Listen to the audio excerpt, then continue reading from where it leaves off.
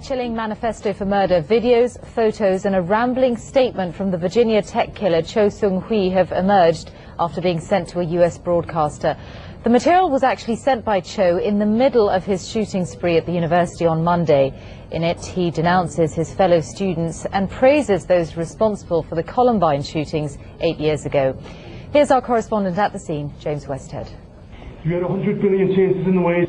A mass murderer's last message from beyond the grave. Cho Seung-Hui recorded this rambling, often incoherent rant over several days, along with dozens of photos of himself brandishing weapons, both knives and the guns he used in the killings, apparently seeking revenge on a world he believed was out to belittle and humiliate him. I didn't have to do this. I could have left. I could have fled. But now, I will no longer run.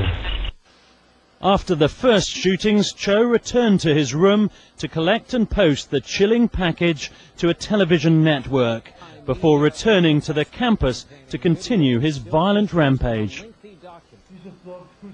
Much of Cho's anger was directed at the wealthy and successful. He rails against Christianity, praises the Columbine killers, and sees himself as a crusader for the weak. Cho's bizarre missive does explain one mystery: the 2-hour gap between the first and second shootings. At Virginia Tech, shocked students watched the killer of their friends and colleagues with a mixture of horror and fascination. From what we've seen with the video so far, it really seems like he was just a very deranged, very much a person who had a lot of mental issues. And I think in the end, when it's all said and done, that might help some people with closure. Earlier it emerged there'd been plenty of warnings about Cho's dangerous mental state. He'd been referred to a psychiatric hospital over a year before, though it's unclear whether he ever received treatment. Documents show he had been ruled an imminent threat to himself and others by a judge, yet somehow slipped through the system. It's now clear this disturbed young man was a ticking time bomb, who no one stopped, despite numerous warnings.